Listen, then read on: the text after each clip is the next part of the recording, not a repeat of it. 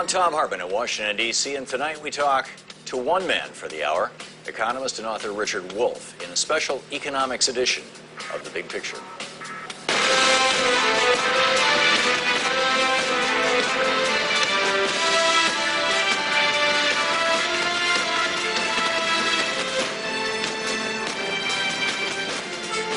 You need to know this. History is never simple or clear-cut, but when it comes to 20th century American history, there's a very, very obvious break right around 1980.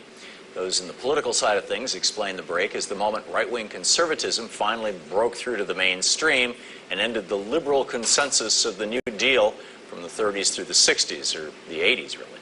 But that's only half the story. The historical page turn that occurred right around 1980 wasn't just a break between liberalism and conservatism, although that was an important part of it. It was also a break between two very different ways of organizing the American economy. Before 1980, America was run more or less according to the ideals of Keynesian economics.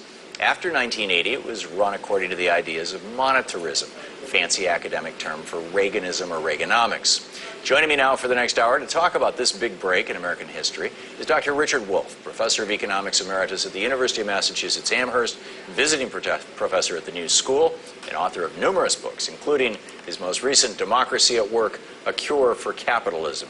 Dr. Wolff, welcome back. Thank you, Tom. Glad to be here. It's always great to see you. I wanted to talk about what America was like under Keynesian economics, but first I wanted to ask you, if, as an economist, if you think that the way that I split that up, that American history and that setup between Keynesian economics and Reaganomics, is reasonable, a reasonable assessment.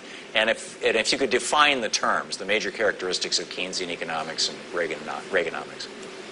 Sure. The first part is easy. Yes, you did a fine job. You'd get a good grade in an economics course taught by almost everybody. Okay. As to the two, basically, and the simplest way to get it is in Reaganomics or monetarism or neoclassical economics.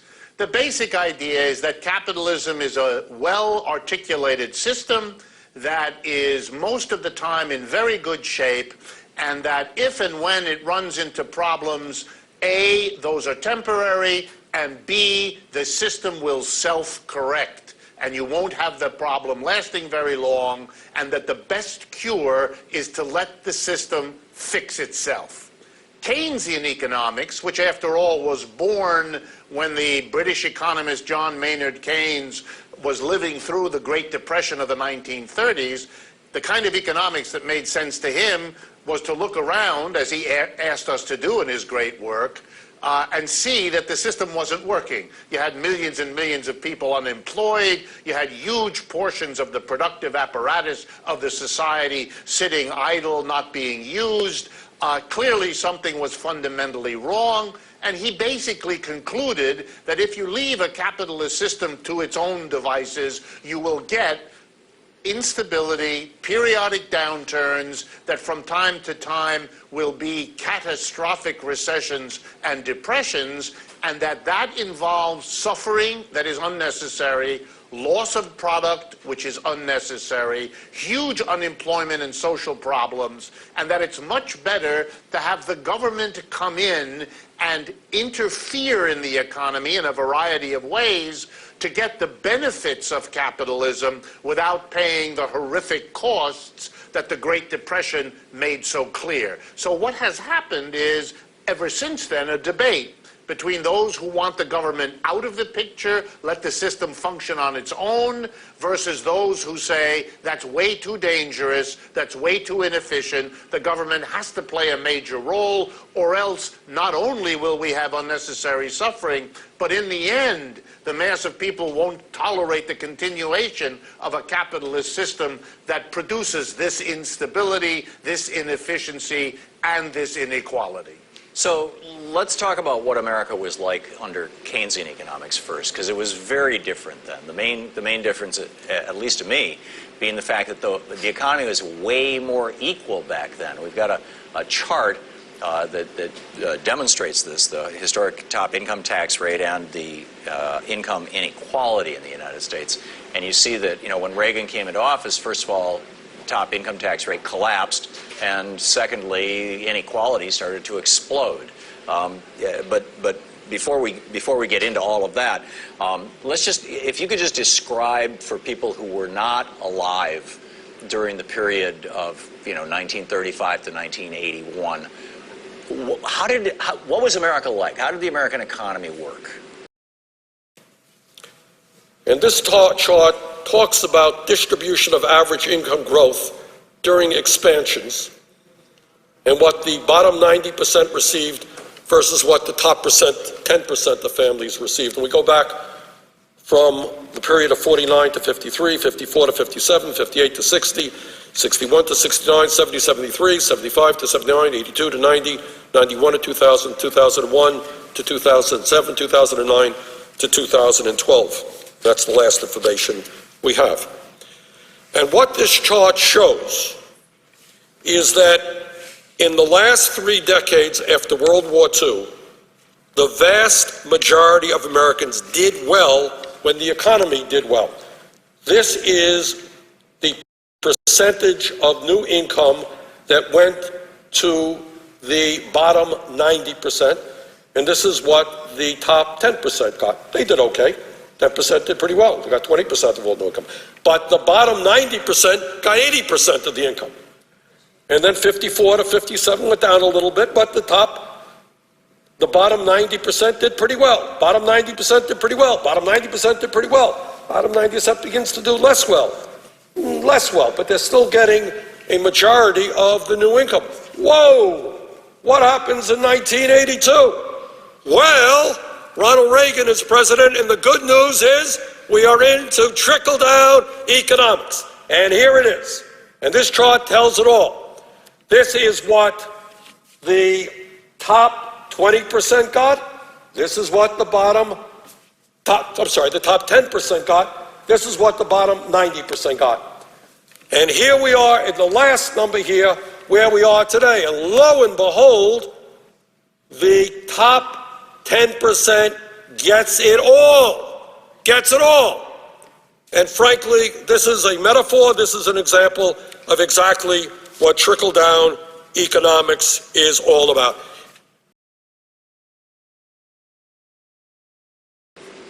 Well, the basic reality was that the private economic sector, private enterprises hiring workers to produce things, was puffing along at something like 2/3 of what the country needed.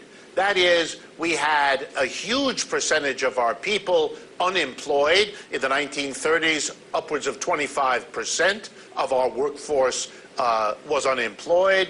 We had vast sectors of the economy that were not only not producing growing amounts of output, they were producing less year after year than the year before. We had an economy that simply wasn't working. And so the solution, again, coming out of Keynes's way of thinking, the solution was for the government to come in and do all kinds of things. Let me just give a few examples. The government stepped in during the 1930s and created for the first time a minimum wage. That the poorest workers had to be paid a good bit more than they had been being paid, so that you would build the economy up, if you like, from below, instead of trickle down, push up kind of economics. Number two, the federal government undertook a direct spending program hiring people.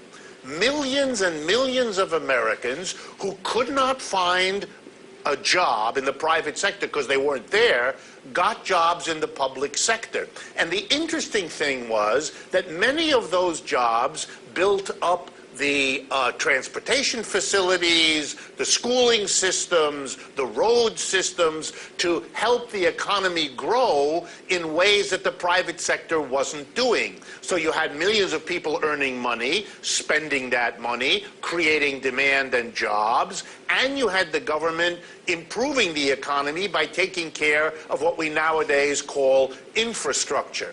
I could continue, but the point is made. You had active government involvement at every step of the economy. I'll give you one more example. Americans couldn't afford to buy homes because of the Great Depression. The government stepped in and created the Federal Housing Authority that later became Fannie Mae and Freddie Mac and all the other institutions whose basic job is to have the government guarantee the loans from banks to homeowners to enable them to buy a home. By doing that, and by the way, the government still does that in this country, you created the demand for housing that put millions of people to work building the housing, building the roads to and from the housing. When you look at the overall picture, it's massive government intervention, not in competition with the private sector, but to take care of all of the economic needs that the private sector was failing to meet, and people took that as a necessary step. They saw the private sector as full of problems and the government intervention as the solution. How do we communicate that to people who were, children who were born in the 70s or 80s or after, who have no specific, you and I are old enough to remember what America was like before Reagan changed our economy. How do we communicate that to young people? How do you communicate that in your classes? Well, I don't think, to be maybe a touch pessimistic, I don't think you can communicate that in a country like the United States where you have such a blowback starting with Reagan. The Reagan election and everything that happened since was the culmination in the angry bitterness of the business community and the conservative community larger than the business community, because they were unhappy with Keynesian economics. They were unhappy with the Great Depression. What I didn't mention before when I spoke about the government hiring program and so on was that the business community had to pay the taxes. The rich in America had to pay the taxes that allowed the government to build up the economy from below. They liked the buildup. They didn't like paying the taxes, so they went to work to portray the government, which was taxing them, as evil, as inefficient, as not the solution, but itself the problem. They reversed the whole story. And we live in a culture that has grown up, at least since the mid-70s, as a society overwhelmed by the paid information from those who never liked the New Deal, trying to suggest that the government is the problem, the government is the problem. So I don't think that a few of us, however courageous you on your programs and I in my speeches can be, we're not going to win that struggle given the forces arrayed against us. What will enable us to win, and I think that's already happening, is that capitalism is proving again, like it did in the 1930s, that when you go through a period of pulling the government back, you get the very economic problems that brought Keynesian economics into existence in the first place. Great inequality, large numbers of people barely getting by, insufficient job quality, insufficient job quantity. As these problems percolate and spread through the society, that's what's going to make people begin to realize that left to its devices, this capitalist system leaves us so dissatisfied that we begin to need to look for alternatives, and Keynesian economics is at least one way to face the problem and begin to find a solution. Yeah. In the 30 seconds we have left, what I say to younger people is, when I was growing up, nobody had student debt. A person with a high school diploma could get a job, as my dad did, in a tool and die shop, and raise a family, and take a vacation every year, and pay off his house before he died, and or before he retired, actually, have a full retirement with a pension even. And people are like, "What's a pension?" So is that I think that's a start. Anyhow, we'll continue this conversation more with economist Richard Wolff right after the break.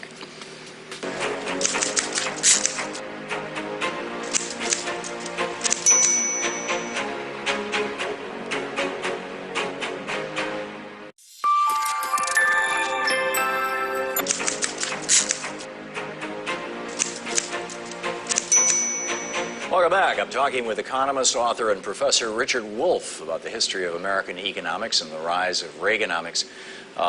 Richard, I mentioned my dad as we were going out of the last break, and I talk about him a lot because I think he's kind of the poster child for America during the Keynesian economics era from the 30s until the 80s.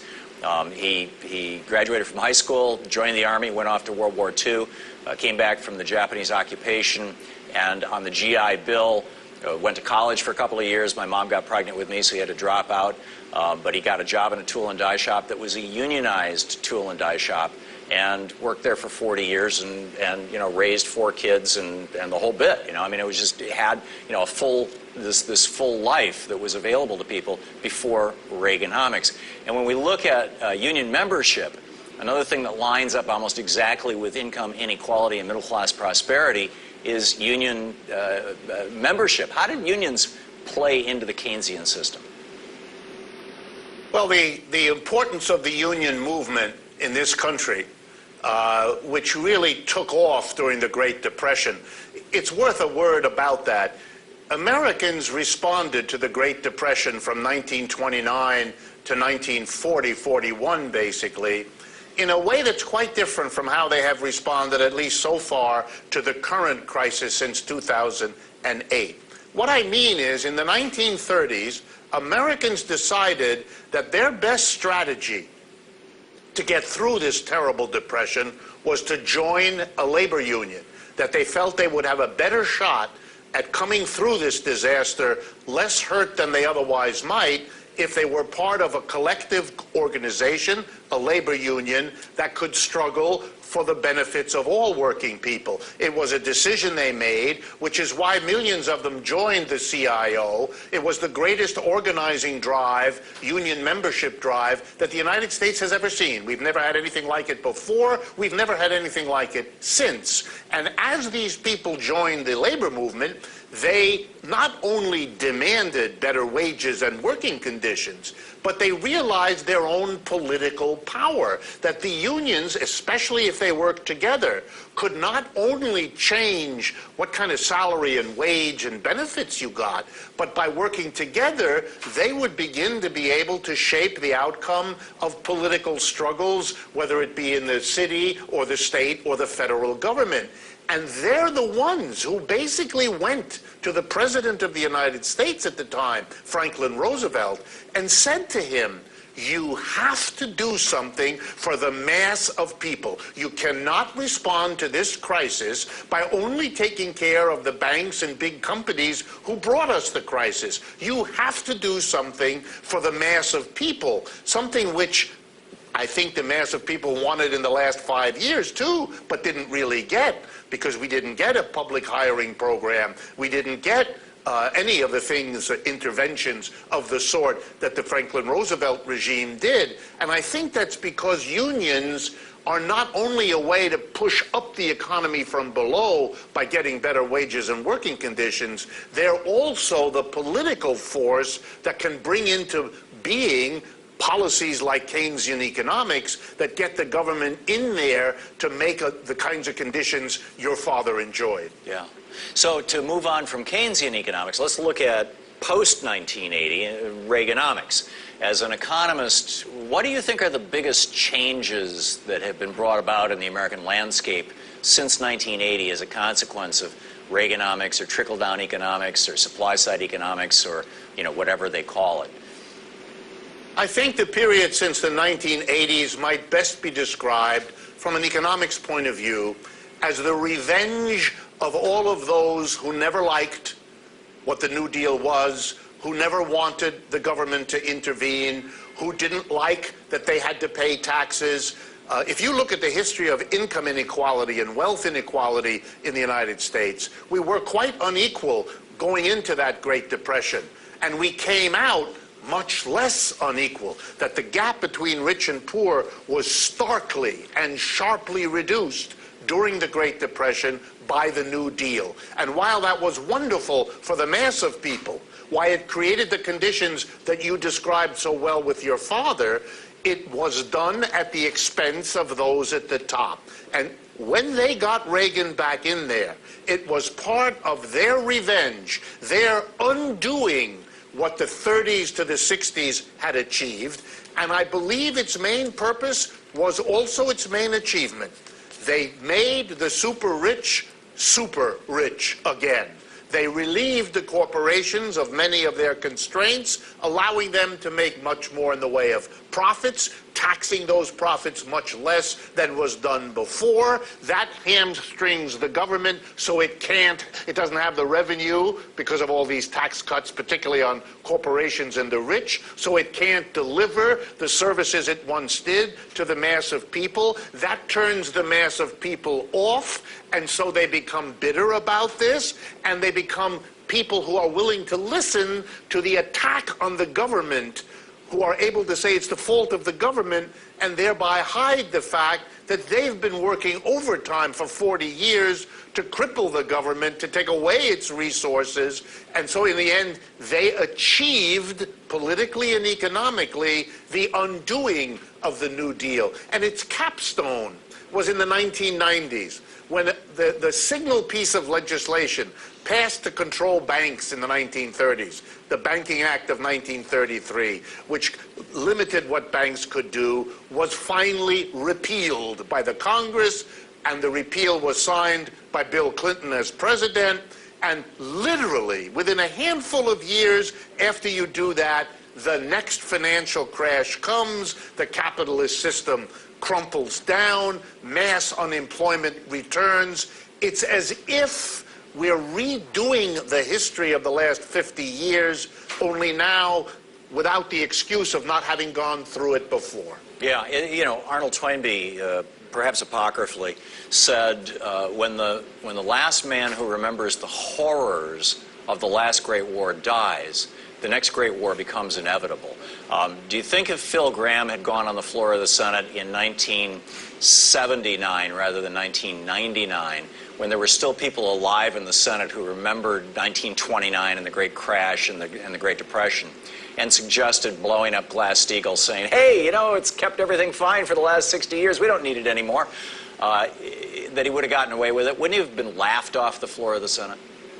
He was. I mean, let's remember that in not that long before that, one of the most conservative presidents we ever had, Richard Nixon, went on the television and in front of the entire American people, when questioned about the government spending that he was undertaking, commented, famous line, "We are all Keynesians now." So at that period of time, whether you were a Republican or a Democrat, you wouldn't have dared take away the government intervention. You were talking to a generation, for example, that had gone to college only because there was a GI Bill, because the government paid the cost of going to school. It transformed the American people into a much more educated population than we had ever been before. It transformed millions of lives. It created whole new industries. But in the end, it was a program initiated and paid for by the government. And that was the conception that all political perspectives shared, which is why the right wing and the big businesses had their work cut out for them between 1945, say, and 1975, to reverse all of that, to build up the network of think tanks and media outlets that would shake the country out of what it had learned from Keynesian economics in the Great Depression, to undo all of that, and therefore, unfortunately, as we now know, prepare the way for us to do the same to ourselves again. Right, right. Just for some historical perspective, to what degree was Reaganomics something new on the world stage? And to what extent was it just a reversion back to Hardingism? You know, Warren Harding in 1920 ran on the platform of dropping the top tax rate from 90% down to 25%, which he did. And his slogan was, less government in business, more business in government. In other words, deregulate and privatize. Isn't that Reaganomics? That was 1921.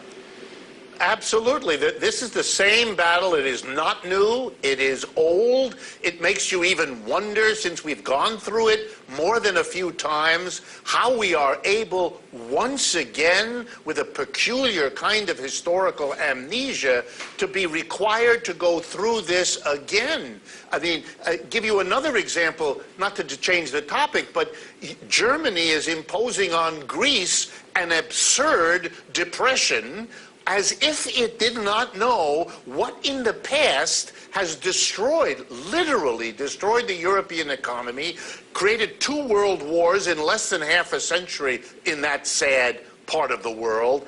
It's as if the lessons were not learned, and we're going to have to go through it again. It seems to me that we are confronted with an economic system that doesn't work, and that systematically undoes the temporary fix-it, which is all Keynesian economics ever was. It undoes even that when it has a chance, and thereby confronts everyone with this again. If ever I saw an argument that we ought to question this system and go on to something better, this is it. Yeah, is rollback Reaganism or rollback Reaganomics a reasonable slogan, or should we use another one? I think we have to get beyond it. If all we do is roll back Reaganomics, then we'll reinstitute, more or less of the Keynesian system. And whatever you think about the Keynesian system, it proved unable even to sustain itself. You have to ask the question, why wasn't it possible to dig the roots for Keynesianism deep enough so that it would survive? And I think the answer is that you don't deal with the fundamental enemies of the kind of society we want if all you do is have the government intervene, but you still leave all the basic power and decision-making in the hands of private corporations who draw ever more profits into the hands of their boards of directors. It's naive not to understand that they will use the profits and the positions they have to undo the very Keynesianism that irritates them. Unless we deal with that, even when we get Keynesianism, we can't keep it. So that's, we just have 30 seconds. That's a variation on time to blow up Citizens United? Is that what you're talking about? Take money out of politics? No, I think it's time to take money out of politics, but as long as you have unequal distributions of wealth and income, whatever you do, whatever laws you pass, the people with the money will get around them to keep that money from being taken by a political change. I think we have to bite the proverbial bullet and realize you got to change the system in terms of how it works at the base in the enterprises, or else you haven't dealt with the conditions that keep repeating this sad story of conventional economics, Keynesian economics, etc. Right. Well, let's get to that right after this break. More with economist Richard Wolff right after the break.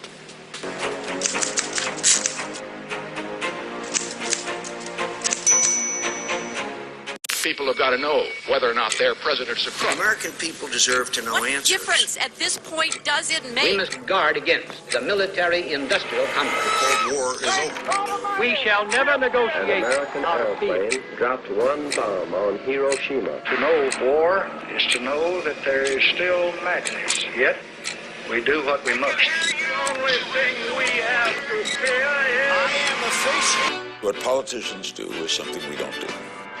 They put themselves on the line, and they get accepted or rejected. So when you want to be president, why would you want to be?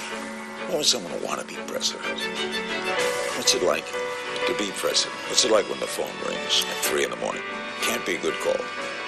I'm interested always in the whys and the hows. And Q. Larry. Question more.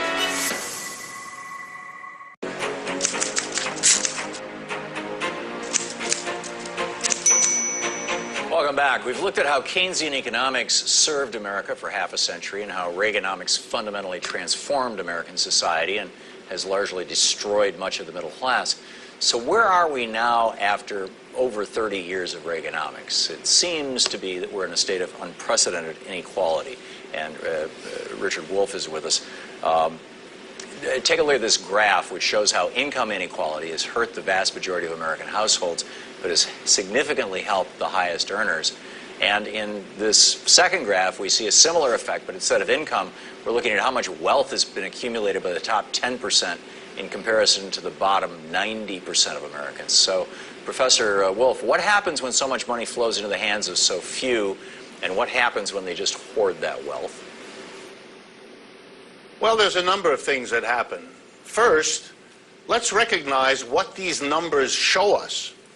If it is true, as we said in the previous segment, that the years since Reagan, since 1980 more or less, are years of the revenge of those who never wanted the higher taxes on corporations and the rich, who never wanted the lessening of inequality that the 1930s and 40s and 50s represented, well, then we have to acknowledge that it worked, that their policies, the Reaganomics, that happened and everything that followed, did the job. We went back to a society at least as unequal as it was leading up to the Great Depression. And the goal, if it was indeed to make the rich richer and everybody else poorer, has in fact worked. But here are then the consequences. Number one, the richer the people are who sit at the top, the more of the wealth of our society is in a sense neutralized up there. These people who have all of the wealth concentrated in their hands, the way your graphs showed so clearly and dramatically, they are the ones who now decide what to do with it. If they were to decide to invest all of that money and build up capacity and hire people for jobs, we might all not be having this conversation. But they don't. And the reason they don't is simple. The way they got rich was by everybody else being deprived of all kinds of opportunities, being deprived of the extra income with which they could have made more purchases. So the irony is, as you make the rich richer, you diminish the incentive for them to invest that money because of the very inequality that you've created. It's as if you have created a monster like Frankenstein who then ends up undoing even the conditions of his own wealth.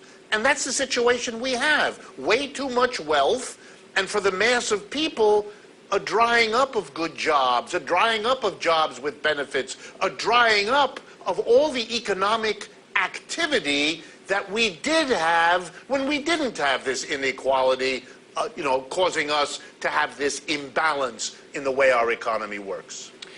Let's turn to worker productivity. I think this is one of the most shocking of our graphs. Before Reagan, wages more or less aligned directly with productivity. As workers made more stuff and made more profits for their employers, they shared in that by having their wages go up. After Reagan, they flatlined even as productivity rose tremendously. How did that happen? Well, I believe this is the most important graph, the most important relationship of this whole story, because it explains so much. The green line on your graph, the graph of people's wages, flattens out after the mid-1970s. That's why the following stunning fact is the truth, that if you adjust the money wages Americans get on average, then in terms of what they can afford to buy with it, then the wage we get in terms of what it can buy is lower today as an average than it was in 1975. That's an amazing statement. We haven't gotten a bigger cut of the pie for 40 years. Meanwhile, the productivity of the American worker, how much he or she produced for your employer per hour, keeps going up. That's the red line, that's the rising productivity line. Productivity measures what the worker gives the employer. Wages or income refers to what the employer gives the worker. If what the employer gives the worker flattens out, while what the worker gives the employer goes up, it doesn't take rocket science to understand that the gap between the few who get their hands on the rising productivity and the many whose wages don't go anywhere will produce growing inequality. And indeed, what Americans did, because they didn't want to face this situation, they didn't want to admit to themselves what's happening. What Americans did, the working class, was to make up the difference between their wages not going up and the fact that they were supposed to give their children and themselves the American dream by borrowing the difference, by creating a generation of people in debt over what they could sustain, which is why in 2008, the whole house of cards of debt and of this story of wages and productivity crashed around our ears. That hasn't been changed, by the way, since 2008. Productivity continues to rise regularly, and wages are as flat as a pancake, which means that the conditions that brought us the crisis of 2008, the global capitalist collapse, have in fact maintained themselves, threatening us at any time with another resumption of a downturn. And at that point, given the conditions that already exist in North America, Western Europe, and Japan, I'm afraid of anticipating where that could go. You know, Professor Wolf, I get these conservatives on my program, basically spokespeople for the billionaire class, who constantly say, oh, American business is taxed more than anybody in the world, and oh, you know, it's all they need is a fainting couch. And yet, when we look at corporate profits, you know, and we've got a graph for this, corporate profits have soared since the 1980s, with that little hiccup in 2008. They're just exploding. Is this also a symptom of the revenge of the rich, basically? Absolutely. The profits of corporations have benefited from those flat wages. The productivity goes up, they get more and more from us as workers, and they pay us no more. I mean, this is nirvana for the business employer. This is a better situation than they imagined in their wildest dreams they would have, let alone lasting for a long time. When you have conservatives who talk in this way, which is patently false, I mean, if you know of any studies about comparing, for example, the rate of corporate taxation in the United States with that in many other advanced countries, you'll know that while some are a little lower and some are a little higher, we are in no way an outlier. We do not tax our corporations more than other countries do. It's just not true. But we live in a society that has for 30 years spewed out this revenge-filled notion of the badness of the government, the poor corporation and the rich as the victims, so that people can say almost anything, and until recently, without much fear of someone coming up and saying, hey, stop, you're making it up kind of as you go. Let me give you just one example. The argument of the rich and the corporations throughout the 70s, 80s, and 90s was, we're taxed too much, you must give us more profitability, lower our taxes, allow us to make more money, and then we will have a more healthy economy. Well, we cut the taxes the way they wanted. We flattened the wages the way they wanted. Do we have an economy that's in better shape? No. The rate of growth now of the American economy is way slower than what it was in the Keynesian days of the 50s and the 60s. Of course, there are many reasons for that. But the basic argument that they made, that if you just give them lower taxes and bigger profits, well, then our economy would boom, that isn't true. When we finally got rid of most of the restrictions on them and the regulations, we had the second worst collapse of capitalism in its history, the 2008 downturn, second only to the Great Depression of the 1930s. So the arguments that they're making are repeated all the time, but they're not true, and the reality of our situation shows that. The Japanese have just returned to another recession. They've already had 2 or 3 in the last 10 or 20 years. The unemployment rate in Europe is 12–15%. The unemployment in this country is said to be 5 or 6%, but that doesn't really work because that doesn't take into account the 5 or 6 million people who have left the labor force because they can't find work. If you count them as we should, then our unemployment rate is off the chart too. So in fact, we don't have anything to suggest that letting the capitalist system go on its own is a recipe for anything other than the very experience of the last few years. Yeah, and yet that's what Herbert Hoover did for 3 years, and that's the Republican prescription. How does this level of inequality that we've been talking about and demonstrating with these charts and graphs, how does this level of inequality affect young people who are coming up now? Well, it has a number of effects. For a few of them, and I'm grateful it's only a few, they make the decision. There's two options. You can either be in the super rich or you can't, and they've decided they prefer the first one over the second one, and so they kind of buy into the system, work very hard, and hope one day they will be part of the super rich, and often it takes many years before they realize that's not going to happen. For the majority of people, it is a kind of a shock. It's a kind of a process of coming slowly to terms with the fact that the promises made to them as they were growing up simply don't work anymore. You go to work and you will rise and be recognized. That doesn't happen. You go to school and get your degrees and study hard and you get a good degree and then you'll get a good job. That doesn't happen anymore either. People are becoming baristas, making your coffee or driving your car around. They are hoping to get a job that isn't too awful. I think that we're still, as a nation, in a state of shock. We can't quite believe it, and when we finally come to terms with it, we try to convince ourselves it won't last very long. And with each year that it lasts, that's being eaten away. I think that huge crowds that are coming out for someone like Bernie Sanders prove my point.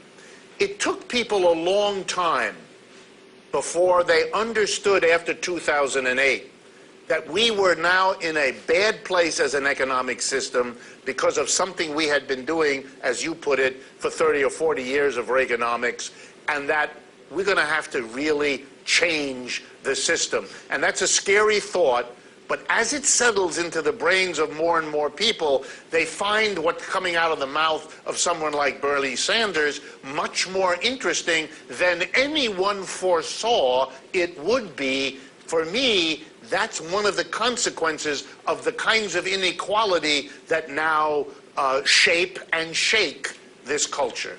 So let's talk about solutions right after this break. More with economist Richard Wolff right after this.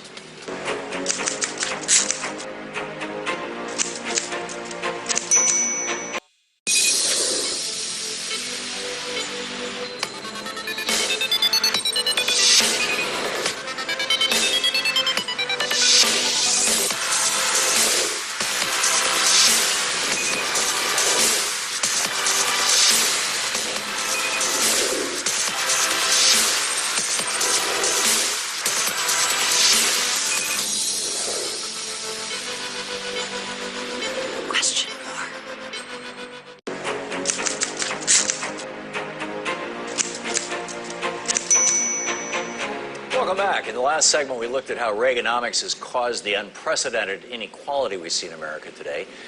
So we've seen how Reaganomics crippled the middle class, made our economy dysfunctional. And now we're going to look at how we can roll back the damage of Reaganomics and reboot the American dream. Back with us is economist and author Richard Wolff, and Professor Richard Wolff. Richard, what would the immediate effect of rolling back the Reagan tax cuts and just, taking this piece by piece, just restoring our tax code to where it was between 1935 and 1980? Well, one of the first things that would happen if we actually did that is that all the noise about the government's deficit would quickly disappear. Because if we taxed corporations anywhere like what we did in the 1940s and 50s, and likewise if we taxed the rich anywhere like what we did in the 40s and 50s, the revenue coming into the government would be enormous. They wouldn't have to borrow anymore. There wouldn't be a talk of a deficit. They'd probably take in more money than they need, and they could actually pay down a portion of the national debt, or they could use the money coming in to do all the things that ought to have been done for years, such as relieve this generation of college students of the absurd debts that's driving many of them to abort their educations, to cut them short, to major in topics they don't love and will not be good at because they can't afford it, takes an extra year, all these kinds of things that are socially destructive. It would allow us to rebuild the cities whose whose neglect has led to things like the bankruptcy of Detroit or the catastrophe of places like Cleveland or Camden, New Jersey, or the dozens of other cities that are more or less in these kinds of situations. Or it would allow the United States government to become a real partner in the rest of the world to overcome poverty so that we don't have to fight wars, because the arrival of Americans is a time of celebration and appreciation and not a time of fear. The things we could do if we tax corporations and the rich boggle the mind and represent a new direction for America as a society, that a proper debate over a presidential election should be in full swing now about that, rather than having every candidate keep as far and clear away from that, again, excepting Mr. Sanders, as we now see them do. So that would be a step that would be radical and transformative in what it would make possible. Yeah. I mean, yeah, before Reagan, we sent a man to the moon, we cured polio, we cured smallpox, we changed the world for the better in many ways. We put, millions of people to college. In about 20 minutes ago in our conversation or thereabouts, you made the observation that Keynesian economics was not strong enough. I'm paraphrasing, I don't remember the exact phrase you used, but that its roots weren't deep enough, and thus the billionaire class was able to come along and basically rip it up with Reaganomics. What do you recommend that we do as an alternative to Keynesian economics and an alternative to Reaganomics? What should our policy discussion economically be about right now? In my humble opinion, it has to go much further than what the government could or should do. We can debate all the time we want. We can even have good programs like this one where we explore these topics. But the bottom line is that the folks who sit on the top of this pyramid system, the leading directors of the major corporations in the United States, have every incentive to keep the system pretty much the way it is, and they have the resources to realize those incentives. If we want an economic system that doesn't serve them, then we have really no choice but to make it no longer the case that they have the resources to realize their incentives. They can want what they want. They can argue for what they want. That's fine. That's what an open society should have. But we have an unfair fight because those folks have the resources to realize what they believe, and those of us on the other side simply don't. Another way of saying this, the reason Keynesian economics didn't survive was that that group of people, the corporate leaders, the wealthy of America, had the resources to undo all of that.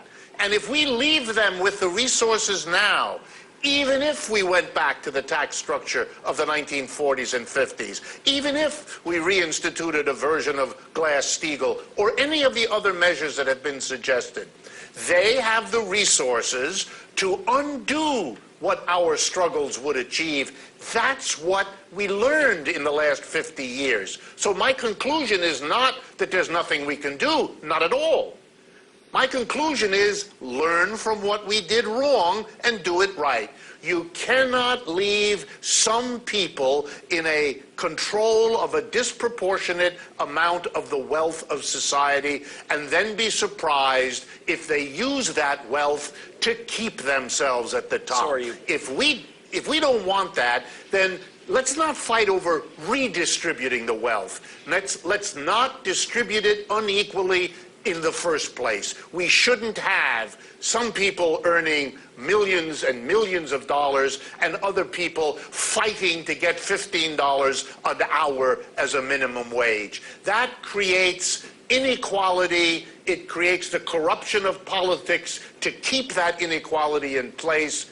And that's what we have to go after. We have to democratize the question of who gets paid what portion of the work, the goods and services that we all together as a society produce. If we can equalize that, not everybody gets the same amount, but to make it a reasonable range, we will remove the very causes of most of the economic troubles and oppressions that we've been talking about. And yet, as Bernie Sanders points out over and over again, two families, the Waltons and the Kochs, own more wealth than the bottom 45% of all Americans. Are you calling for a new Bolshevik revolution or something? I mean, how do you take that out of their hands without having the whole thing turn really, really ugly? Tulsi Gabbard, Congresswoman from Hawaii, Democratic National Committee Vice Chair, has been at odds with her boss, DNC Chair Debbie Wasserman Schultz, for months over the Democratic presidential debate schedule. Congresswoman, you're here because you have an announcement to make regarding your position at the DNC. Tell us. Well, first of all, I am resigning from the DNC so that I can support Bernie Sanders for president. I'd like to tell you why. As a veteran and as a soldier, I've seen firsthand the true cost of war. I served in a medical unit during my first deployment, where every single day I saw firsthand the very high human cost of that war. I see it in my friends who now, a decade after we've come home, are still struggling to get out of a black hole. I think it's most important for us, as we look at our choices as to who our next commander-in-chief will be, is to recognize the necessity to have a commander-in-chief who has foresight, who exercises good judgment, who looks beyond the consequences, who looks at the consequences of the actions that they are looking to take before they take those actions, so that we don't continue to find ourselves in these failures that have resulted in chaos in the Middle East and so much loss of life. But you know, it was just a month ago, and this was sort of got us curious about. A month ago, you said you think the next commander-in-chief needs to have a, quote, military mindset. You said this during an interview on Fox News. Does Senator Sanders have a military mindset? From what I've seen, from talking with him and from his record, he does. And what that military mindset means is you go through an analysis process as you're looking at potential courses of action that you're going to take, and how and when we use our military power, and just as importantly, when we don't use that military power.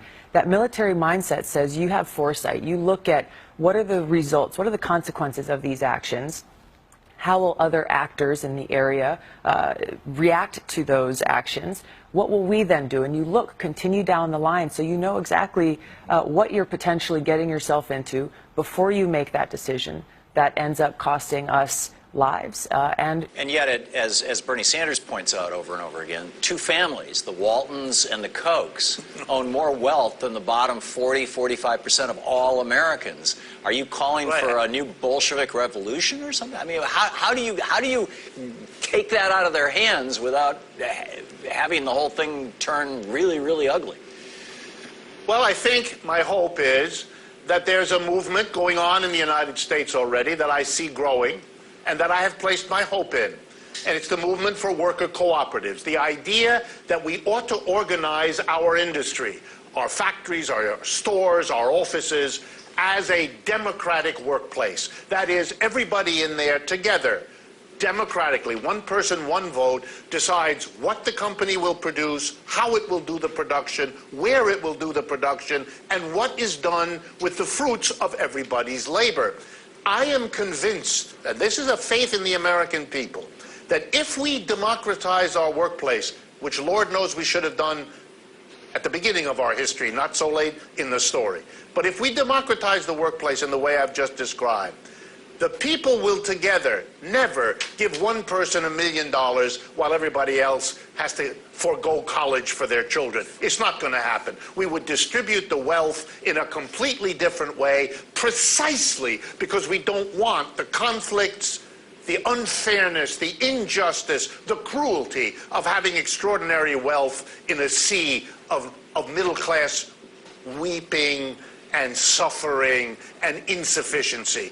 And I think if we get a movement going for worker co-ops as an alternative, if the American people can see how they work, can understand how they come up with different results, you'll see a vast change of consciousness and of political support for that kind of an institution, which I think points the direction for a solution, because the alternatives don't point to any solution, and that's not acceptable, not just to folks like me, but to the American people as a whole.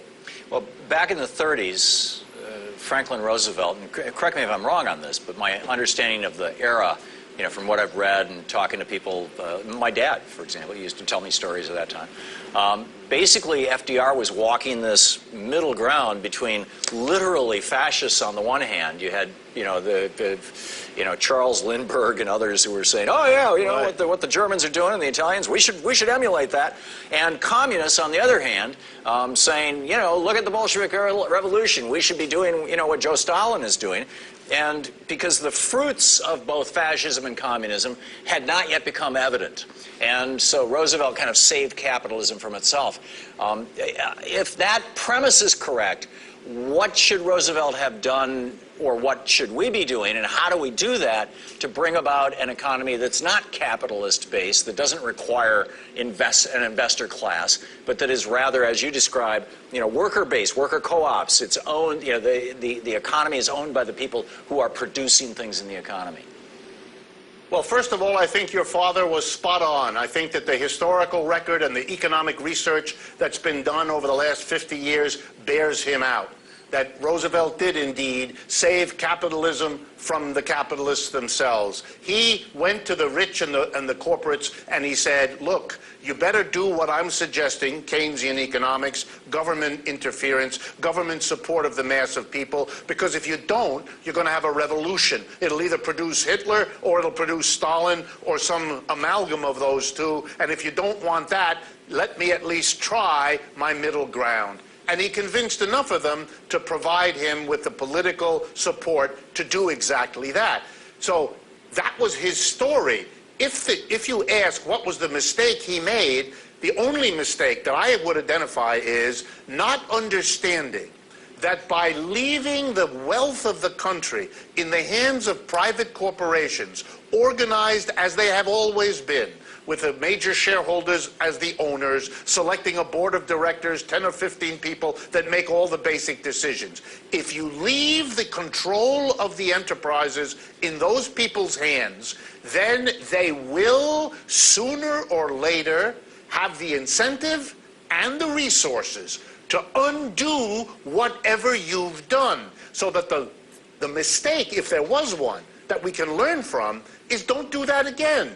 This time, when you have a progressive tax structure, when you have limits on what banks can do with other people's money, and so on, you have to add to that the dispersion of corporate and productive wealth into the hands of the mass of people so that they can operate to make sure that what they have achieved for themselves is not undone because they keep providing the incentives and the resources to the wealthy minority that do it. That's why the worker co-op is the idea, the model, the direction to go into, because it institutionalizes a broad base of power. If I were to make a slogan around it, it would be this: if you want the economy to serve the people, the mass of people, then you have to put them in charge. You cannot have an economy serving everybody if it's controlled by a handful. Brilliant. Professor Richard Wolff, thank you so much for being with us tonight. My pleasure, Tom, and thank you for having a program like this. Thank you. And that's the big picture tonight. Don't forget, democracy begins with you. Get out there, get active, tag, you're it.